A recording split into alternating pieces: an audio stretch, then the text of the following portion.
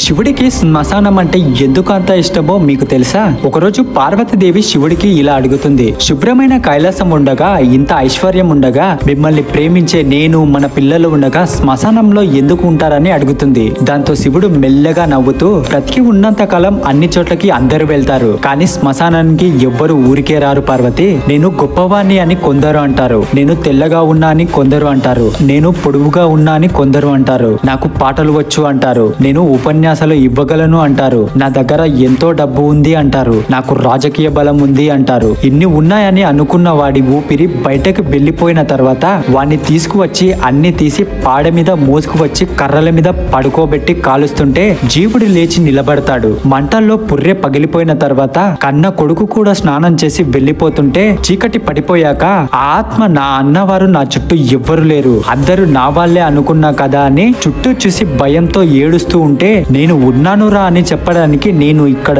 లేకపోతే చచ్చినవాడు 1000 సార్లు ఇంకా చచ్చిపోతాడు అని శ్మశానంలో ఉన్నాను పార్వతి, నా కర్మకాలి నేనేమి శ్మశానంలో లేను అని శివుడు పార్వతితో అంటాడు. చూసారా శివుడికి మనం అంటే ఎంత ఇష్టమో.